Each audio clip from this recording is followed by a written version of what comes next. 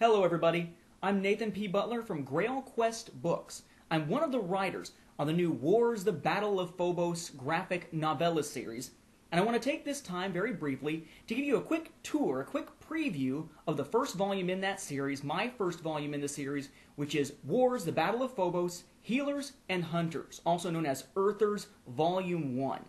Now, if you haven't been following along, these are a series of graphic novellas that will eventually include 9 individual editions, 9 volumes, 3 Earther, 3 Gonjan, 3 Maverick. You could read them as a series of 9. You could read them as the 3 individual novellas from each faction. You could read them individually and have standalone stories.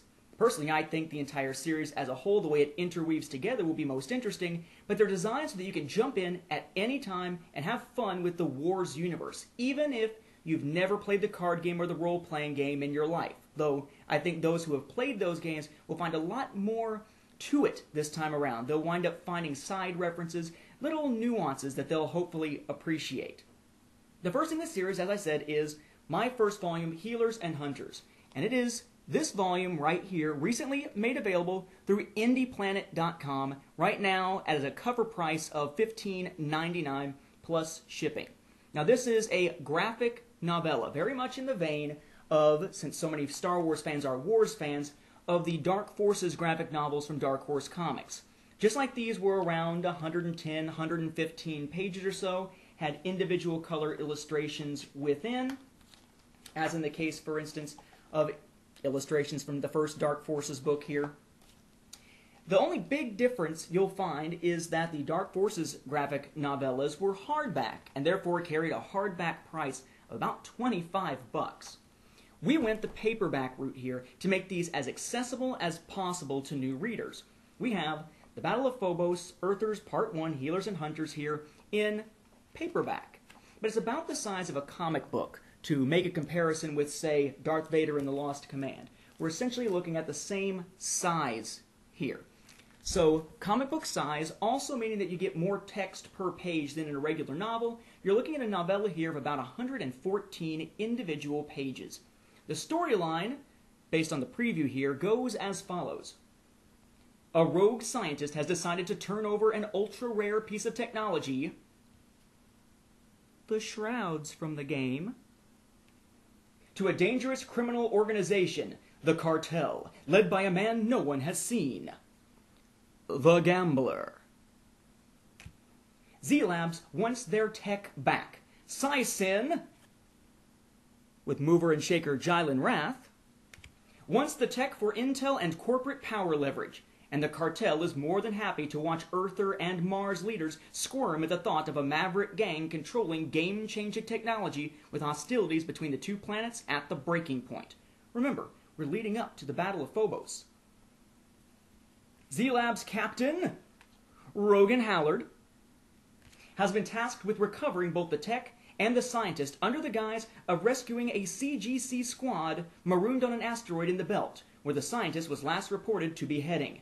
Until help arrives, Sergeant Jossel Swin and his CGC team will be pushed to the brink by a gauntlet of cartel thugs, the sword-wielding femme fatale, Joker Danico, and a rogue stalker on a murderous rampage.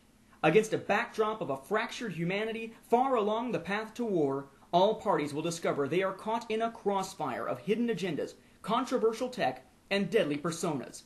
Featuring popular characters, events, and technology from Decipher's hit trading card game and RPG, this series of illustrated novellas detail events leading up to the largest battle humans have ever experienced, the Battle of Phobos. Okay. So, as you've seen already, this is a novella that deals with characters and situations developed for the original Decipher, TCG, and Mongoose Publishing RPG, the Wars universe as it's previously established. But remember, the Wars TCG and RPG took place in 2391. We're jumping back to 2388, beginning in September of that year. And yes, you'll find that this first novella, Healers and Hunters, deals with some characters and situations you may have had hints of before. As previously mentioned, Joker Danico, among the major Maverick characters in the novella. We will see Jossel Swin, as a member of the CGC squad. We'll be looking at some background on Jostle Swin here. We've always been very curious about his card text. A former squad leader, Swin was demoted when his hatred of the Mavericks manifested in extreme violence. Since the rift opened, his sanity has been in constant flux. Interesting. Prejudice. Extremism. Swin? Surely you jest. We'll see a little bit more of Swin's background and where some of these ideas about him come from in Healers and Hunters. Of course, we also have our Sai Sin mover and shaker, as I call him, the puppet master, so to speak, Jylen Wrath. We have a team from the cartel, who are headed up, of course, by the Gambler.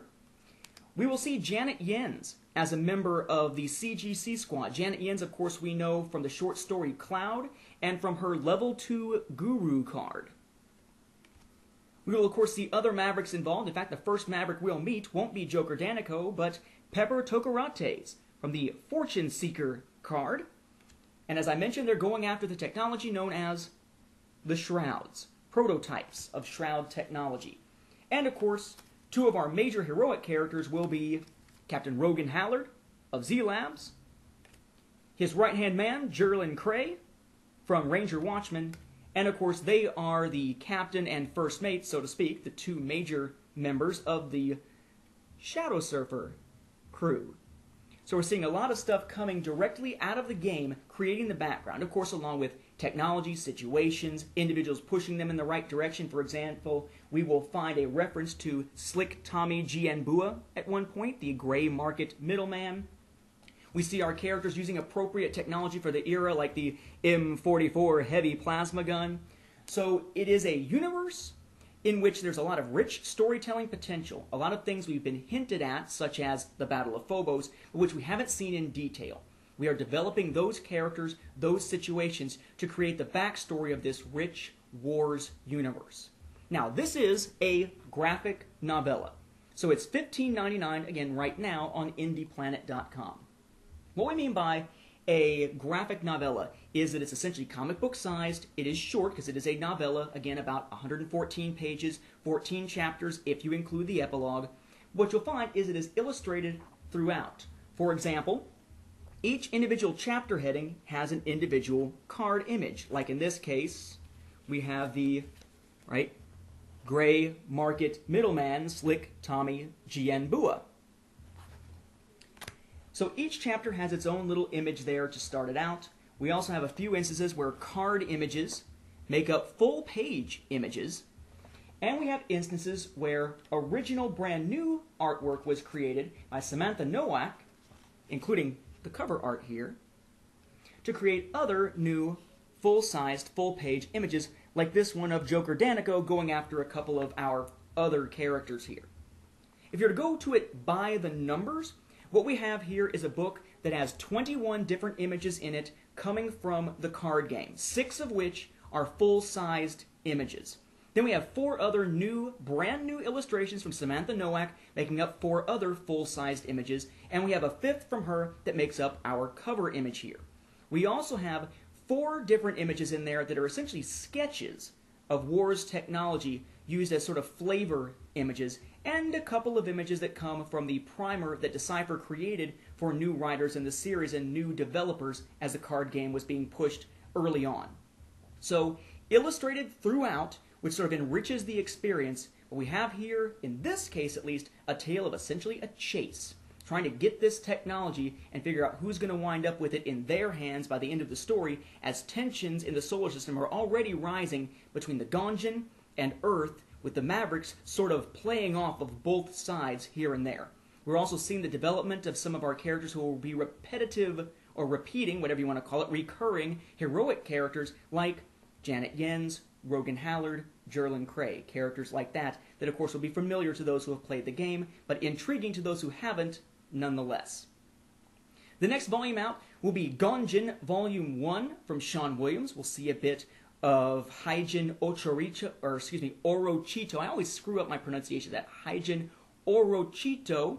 We will then see Mavericks Volume 1 coming from Jim Perry with a story focusing on Jack Wilgris. Then we'll move on to Volume 2 of all 3 factions, Volume 3 of all 3 factions, which will lead us directly into the Battle of Phobos. If you're interested in checking out the novella, but $15.99 seems like a high price tag to you, though really, for a graphic novella, not really. Again, $25, and this was years ago. You can also check this out in ebook format. It is already available on the Kindle without the images in it, just the text, for $2.99, and it will soon be available for the Nook and other ebook readers. I hope you'll take the time to check out Wars: The Battle of Phobos, especially Volume 1, Healers and Hunters. Again, you can find it at indieplanet.com. You can find more background information on the Facebook page for the Wars universe or at grailquestbooks.com. For Grail Quest Books and Wars, this has been Nathan Butler. Thank you for listening, and I hope you'll enjoy the book.